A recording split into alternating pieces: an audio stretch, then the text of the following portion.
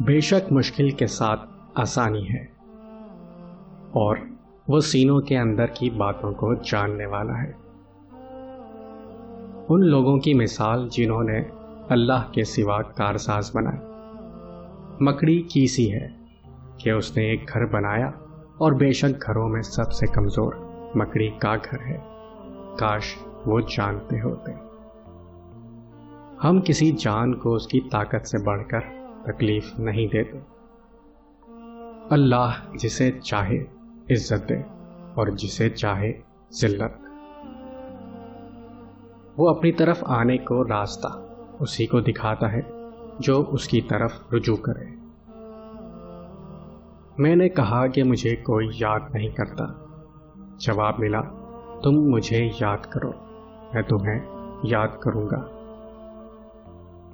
تم خواہ چپکے سے بات کرو یا اونچی آواز سے، اللہ کے لیے یکساں ہے، وہ تو دلوں کا حال تک جانتا ہے۔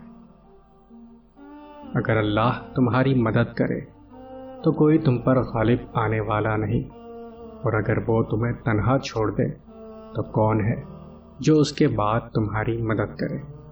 اور مومنوں کو چاہیے کہ وہ اللہ پر ہی بھروسہ کریں، اور اگر بدلہ لو تو بس اتنا ہی لو جتنی تکلیف تمہیں دی گئی ہے، لیکن اگر تم صبر کر لو تو بے شک یہ صبر کرنے والوں کے لیے بہت زیادہ بہتر ہے۔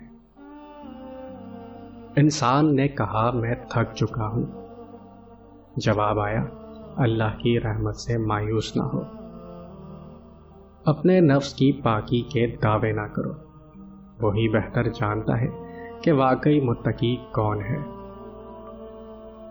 بے شک اللہ تعالی توکل کرنے والوں سے محبت کرتا ہے۔ جو لوگ پاک دامن بھولی با ایمان عورتوں پر تہمت لگاتے ہیں وہ دنیا اور آخرت میں ملعون ہیں، اور ان کے لیے بڑا بھاری عذاب ہے۔ اور جو کوئی اللہ پر بھروسہ کرے تو اللہ اس کا کام بنانے کے لیے کافی ہے۔